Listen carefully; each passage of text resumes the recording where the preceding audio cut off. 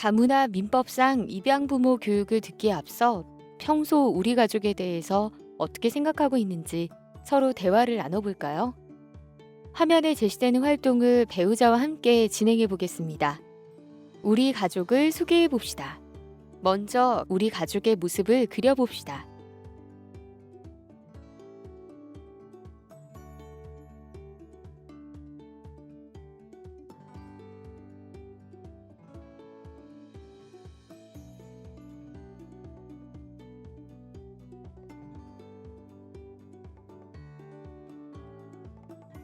그리고 문장을 완성해 봅시다.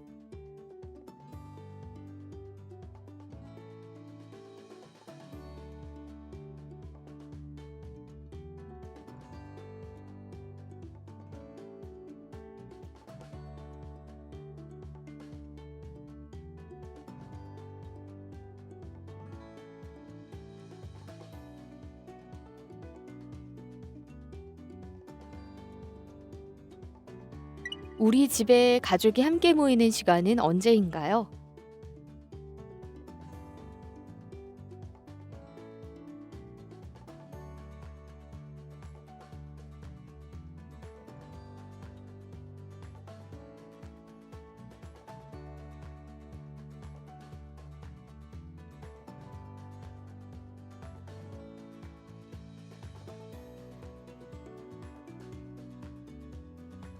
함께 모인 가족들은 무엇을 하고 있나요?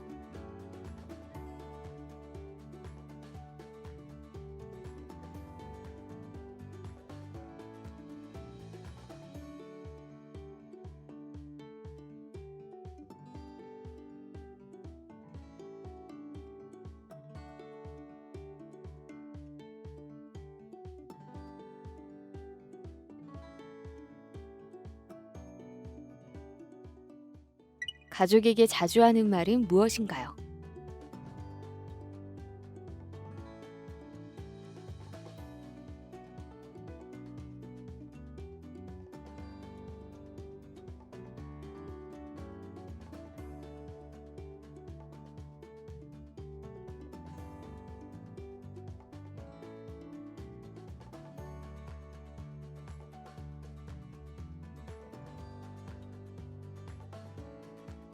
내가 바라는 우리 가족은 어떤 모습인가요?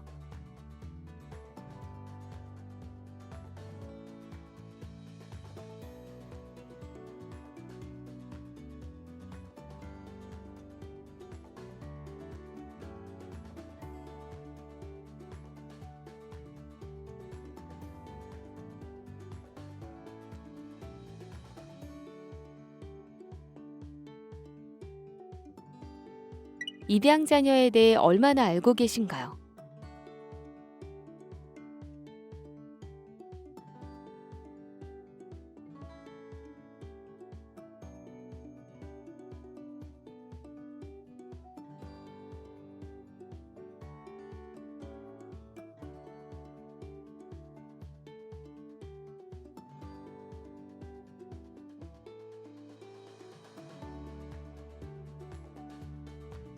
자녀는 본국에서 어떻게 생활했을까요? 보고 들었던 자녀의 생활을 적어보고 함께 나눠봅시다. 네, 익숙했기에 외려 잘 몰랐던 서로를 더욱 자세히 알아보는 시간이었습니다. 다음 활동도 함께 해볼까요? 이제 본격적으로 전문 강사님의 교육 영상을 시청하겠습니다. 듣기 편한 자세로 앉아서 컴퓨터 볼륨을 키우고 집중해주세요.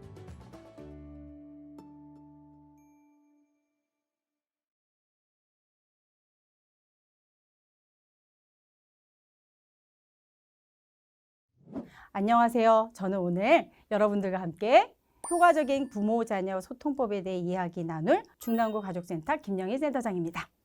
사람과 사람이 관계를 맺는데 가장 기본이 되는 것은 의사소통입니다.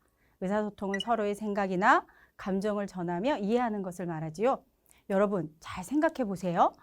친구, 동료, 연인, 각종 사회적 관계 맺기에서 무엇이 가장 여러분의 감정을 상하게 하나요? 서로 다름에서 오는 이질감과 간극이 아닐까요? 나이도 문화적인 배경도 살아온 방식도 다른 부모 자녀가 만나 어떻게 하면 서로 잘 소통할 수 있을지 배우는 시간을 가져보겠습니다. 오늘 저와 함께 해줄 중도 입국 입양 자녀를 키우는 가정은 저마다 고민을 안고 있습니다. 소개해 드릴게요.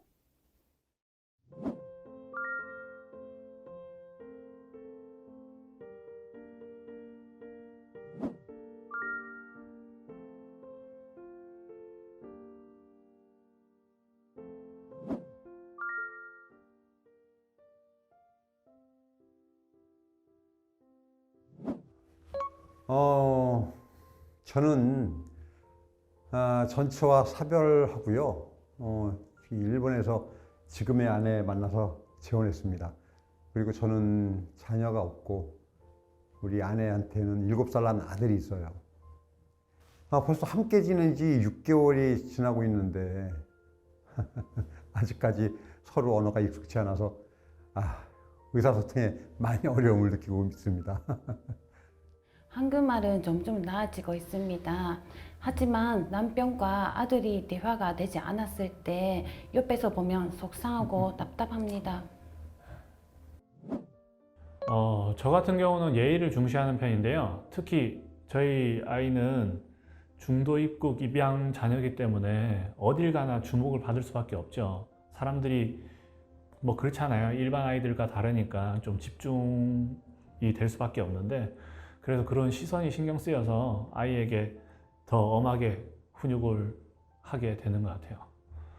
아이 입양한 지가 한 1년 정도 됐는데 어쩔 수 없이 그런 상황 때문에 훈육을 하고 나면 큰 상처를 준 것 같아서 좀 마음이 안 좋고 죄책감에 빠질 때가 많은 것 같아요. 이제 재혼 6년 차입니다. 이제 한국어 문제나 경제적인 부분은 예전보다는 많이 좋아졌습니다.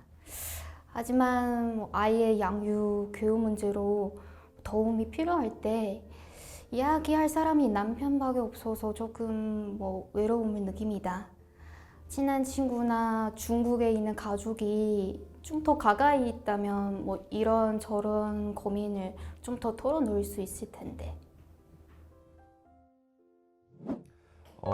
제가 5년 전에 베트남에서 아내랑 만나서 재혼을 하고 한국에 정착을 했습니다. 근데 베트남에서 장모님, 장인어른하고 함께 살고 있던 아내의 딸을 올해 입양할 계획인지라 지금 이것저것 준비를 하고 있습니다. 올해 아이가 한국으로 오는데 남편과 소통에 문제가 있지는 않을지 걱정도 돼요.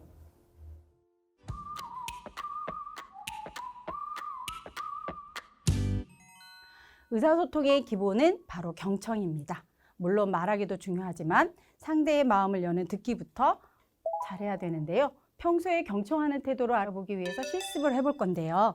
네, 두 분이 짝이 돼서 해볼 겁니다. 우리 먼저 두 분이 손을 두고 가위바위보. 빨리 손 드세요. 손 들고 얼른 가위바위보. 가위바위보. 예, 가위바위보. 어느 분이 이기셨어요? 우리 이기신 분 먼저 할까요? 아니면 진 사람부터 할까요? 우리 어느 게 할까요? 이긴 사람 먼저 할까요? 예, 그러면 이긴 사람은 어떤 거를 해야 되냐면요. 한 사람은 안대를 끼고 볼펜을 들고, 그 다음에 한 사람은 우리 여기서부터 A부터 C까지 요 선을 넘지 않게 이렇게 잘 설명해 주시는 역할을 할 거거든요. 예. 말로만 딱 설명을 해주시는 거예요. 말로만 설명을 해주셔야 합니다. 네, 우리 그럼 시작해 볼까요? 오른쪽, 조금 더 오른쪽, 더 오른쪽. 이제 조금 더 올라와요. 맞아요, 올라와요. 밑으로. 좋아. 계속해서. 지금처럼. 어떻게 설명을 해야 되지? 나도 집중을 해야 될 것 같은데. 응? 이렇게 할게요. 이렇게 오른쪽 보고 이거. 왼쪽. 아주 오른쪽으로 가세요. 아니야, 또 내려갔어. 어떠셨나요? 이 실습 해보셨는데 말하는 것도 그렇고 듣고 따라서 그리는 것도 쉽지 않으셨죠? 네. 제가 느낌을 좀 여쭤볼게요. 아까 안대를 끼고 하셨는데 어떠셨어요? 네, 아내가 한국말이 좀 능숙하지 않다 보니까 저도 그림을 좀 이상하게 그려진 것 같아요. 아, 그러셨어요? 네. 그러면 우리 설명하셨던 네, 어떠셨어요? 아, 좀 답답한 부분이 있었죠. 제 나름 열심히 설명했는데 네. 위아래 뭐 정확하게 설명해도 뭔가 제가 원하는 것과 다르게 움직이니까 좀 답답한 부분이 있었어요. 네, 맞습니다. 네. 제가 이 실습을 하는 이유가 바로 의사소통에서 가장 중요한 두 가지가 여기에서 이제 제가 말씀을 드리고 싶은데요. 첫 번째, 우리 말씀하셨던 이제 그리는 것, 그러니까 그리는 사람한테 이제 설명을 하셨던 분의 심정을 조금 생각해 볼게요. 왜냐하면 여러분들이 이 설명을 하는데 잘 안 따라주잖아요. 그렇죠? 그러니까 막 답답하시죠. 네. 답답하시기도 하고 왜 이럴까? 응? 왜 자꾸 딴 데, 응? 다 나가지도 않고 잘, 그쵸? 그거는 생각해 보시면 우리가 의사소통을 하는데 가장 먼저가 처음이 되는 게 뭐냐면 우리가 어떻게 할 건지를 먼저 정하지 않았다는 거예요. 그러니까 시작하기 전에 내가 설명을 하면 상하 좌우라든가 아니면 시계 방향으로 가라고 하든가 아니면 이게 움직이는 그 길이를 조금 정해놓고 하셨다면 예, 조금 더 빠르게 설명을 하고 듣는 사람도 빨리 듣고 할 수 있었을 것 같아요. 우리 눈을 감고 안대로 가셨던 분들, 그리려고 노력하셨던 분 심정을 좀 생각해 보면 어떠셨을 것 같아요? 왜냐하면 보세요. 내가 그리기 전에 딱 보고 들어왔어요. 원이라는 걸, 그쵸? 이게 원을 그려야 된다는 걸 보고 들어왔는데 자꾸 설명하는데 이게 원 같지가 않은 거예요. 이게 뭘까요? 믿지를 못하는 거죠. 이게 정말 원으로 가는지, 그러니까 자꾸 나가기가 힘들었던 거예요. 그러다 보니까 자꾸 이게 맞나? 그러니까 자꾸 진도는 안 나가고. 근데 또 설명할 때도 또, 막 급하게 막 해야 된다고 생각을 하니까, 이게 위에, 안에서, 우리 마음 안에서 뭐가 올라왔을까요? 왜 이래? 자꾸 왜 이래? 그쵸? 그러니까 이 실습에서 우리가 알아야 되는 게 뭐냐면, 일단 의사소통에서 가장 두 가지 원칙. 믿는 거예요. 신뢰하는 거. 신뢰하는 거고 우리가 규칙이에요. 우리가 아무 때나 이야기를 한다고 해서 의사소통이 되는 건 아니거든요. 그래서 우리가 언제 어떻게 어떤 방식으로 소통을 할 건지를 미리 정해놓으면 그게 잘 되지 않을까요? 이게 이제 2장이거든요. 그러니까 한 장은 오늘 집에 가서 한번 여러분들이 한 번 더 실습을 한번 해보세요. 지금 제가 말씀드렸던 거를 잘 기억하시면서 해보시면 좋을 것 같아요. 그렇게 해보시겠어요? 네, 감사합니다. 여러분이 일상생활하는 자연스러운 모습이 궁금해서 대기실 모습을 찍을 수 있다고 사전에 살짝 말씀드렸는데요. 대기실에서 어떤 모습이셨는지 잠시 볼까요?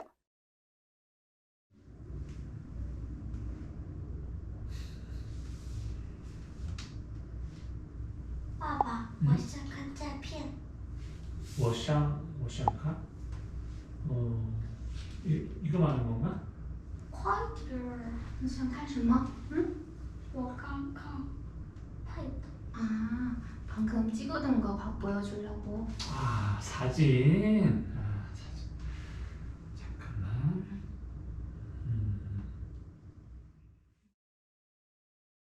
남편분께서 말씀하셨던 대로 서툰 언어로 인해서 대화가 잘 이어지지 않고 있는데요. 네, 평소에도 이런 모습이 좀 많이 있었나요? 네, 좀 그런 것 같아요. 저희 아내랑은 그나마 언어가 서로 안 통해도 서로 노력은 좀 많이 하거든요. 근데 아이랑은 언어가 안 통하니까 좀 이런 경우가 좀 많은 것 같아요. 네, 그럴 때가 종종 있으시죠? 순간 당황스러우실 때도 있었을 것 같아요. 그렇죠? 네, 그렇죠. 특히 사람들 많은 데서 서로 언어가 소통 안 되고 이럴 때는 좀 많이 당황하기도 하고 그런 것 같아요. 의사소통에서 제일 중요한 것은 상대의 말을 경청하는 듣는 것이거든요. 정청은 아이의 말을 진지하게 겸손하게 그리고 내가 자녀의 말을 잘 듣고 있다고 이렇게 끄덕끄덕 이렇게 알 수 있게 해주셔야 되거든요. 경청하는데도 방법이 있습니다. 모르셨죠? 첫째, 자녀의 눈을 보고 이야기해 주세요. 다른 데 보고 이야기하지 마시고요. 눈을 보고 이야기하는데 집중해 주셔야 돼요. 왜냐하면 자녀가 하는 이야기에 부모님들은 변명거리를 생각하느라고 아이의 이야기를 집중하지 못할 때가 있거든요. 그러시면 아이의 이야기를 다 들을 수가 없습니다. 둘째, 귀를 열고 이야기하세요. 자녀가 이야기할 때 우리 부모가 의심하는 마음을 가지고 있으면 자녀의 이야기를 다 들을 수가 없습니다. 우리 세 번째는 마음을 열고 이야기하세요. 부모가 착각하는 것 중에 하나가요. 우리는 자녀의 나이를 다 거쳐왔다고 생각을 하는 거예요. 그러다 보니까 자녀가 그 나이 때 하는 이야기를 나 때하고는 좀 다르다 생각하고 아이가 거짓말하고 있다 이렇게 생각할 수도 있거든요. 근데 그렇지 않고 지금하고는 많이 다르잖아요. 그러니까 그렇게 선입견을 갖지 마시고 그냥 아이가 하는 말을 그냥 믿어주시면 됩니다. 이게 정말 중요해요. 그 다음에 네 번째, 제일 중요한 겁니다. 우리가 임금님한테 이야기하듯이 존중하는 마음을 가지고 이야기를 해주셔야 돼요. 그 존중한다는 마음은 모든 인간관계의 기본입니다. 그래서 존중을 여러분들이 받으시려고 하면 아이를 먼저 존중하는 마음을 가지셔야 됩니다. 중도 입국 입양 자녀를 존중하는 마음으로 그 이야기를 잘 들어주셔야 하거든요. 우리가 언어가 통하지 않는다고 해서 그냥 대충 듣지 말아주셔야 되고요. 그 다음에 서로가 언어와 문화가 이렇게 다르다고 해서 그냥 우리 아이가 한국어가 다 익힐 때까지 그냥 기다리지 마시고요. 우리 부모님들, 우리 한국인, 우리 양부모님도 우리 그 모국어를 조금 배울 수 있는 그런 노력들이 바로 존중하는 마음이거든요. 그런 존중하는 마음을 좀 가지셨으면 좋겠고요. 또 하나 자녀가 이 한국어가 조금 서툴고 모국어가 더 익숙하잖아요. 그러니까 혹시 깊은 대화나 꼭 내가 전달하고 싶은 마음이 있을 때는 모국어를 사용하는 게 좋은데 그럴 때는 또 모국어가 익숙한 아내한테 좀 살짝 부탁할 수도 있지만 그렇지 않고 노력을 좀 해보시면 어떨까요? 우리 한국인 양부모님께서 우리가 그 모국어를 배우려고 단어 몇 개라도 조금 배우셔서 이야기를 하시면 아이가 거기에 또 부모님의 마음을 잘 들을 수 있는 그런 기회가 되지 않을까 합니다. 우리 그러면 우리 이렇게 경청하는 방법 잘 배우셨죠? 네. 정말 힘들어요. 윤아야, 과자 줄까? 모두가 나와 있다.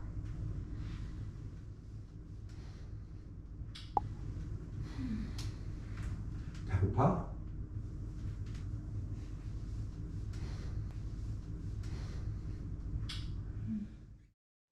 이번에는 A가족의 모습을 함께 보았는데요. 영상을 보고 어떤 느낌을 받으셨나요? 좀 답답하긴 했지만 좀 공감이 많이 되는 얘기네요. 예, 뭐 저도 곧 겪을 일이라서 남일 같지가 않네요. 서로 다른 국적의 가족이 만나서 완벽한 의사소통이 이루어지기까지의 과정은 그렇게 순탄하지는 않습니다. 그리고 모두의 노력이 필요합니다. 직접 영상을 보시니까 어떠세요? 평소 우리 가족 모습이 고스란히 담겨 있는 것 같아서 좀 그렇습니다. 최근에도 이런 소통 문제가 있으셨나요? 네.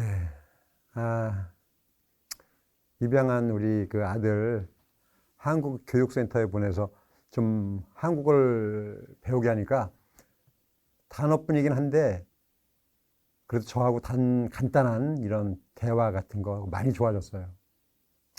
내년에는 학교를 좀 보내려고 하는데 글쎄요. 아이가 잘 적응할지 좀 걱정이 됩니다. 그리고 이제 제가 그 교육적인 부분 아이에게 어떻게 좀 설명을 해줄지 좀 그것 걱정되고요.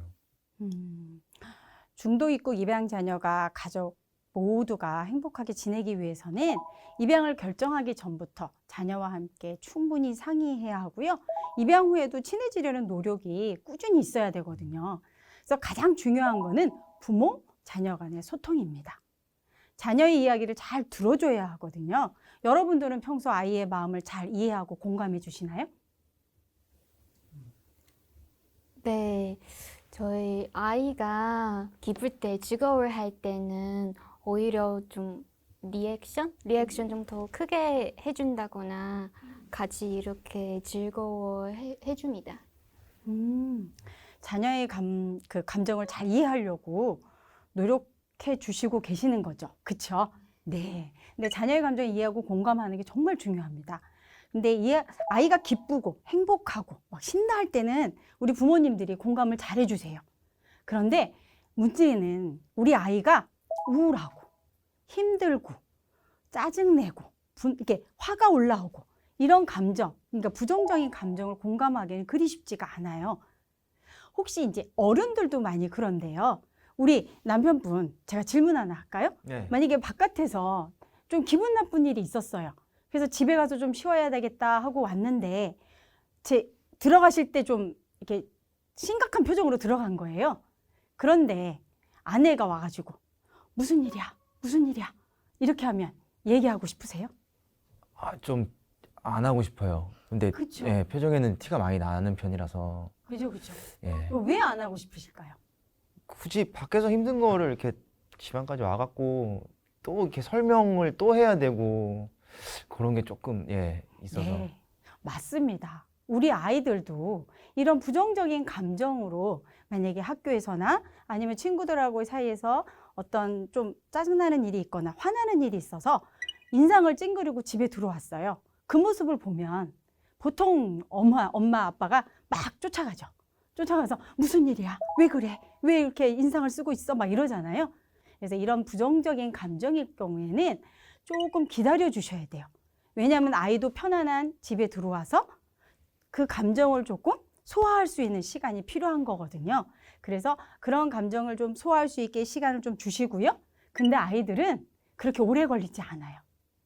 자기 방에 들어갔더라도 한 5분 안 걸려요. 왜? 거실에 냉장고가 있잖아요. 그러니까 냉장고에서 뭘 꺼내 먹어야 되기 때문에 아이들이 바로 나오거든요. 그럴 때 여러분들이 그렇게 해주시면 돼요. 그냥 이렇게 나왔는데 궁금하잖아요. 또 그쵸? 그러면 누구야? 지금 어때? 힘든 일 있어?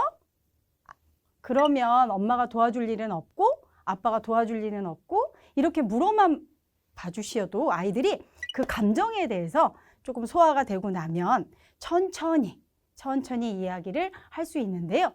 근데 우리가 공감이라는 말은 그냥 아이가 우울해하니까 나도 같이 우울해야 된다 이런 게 아니고요.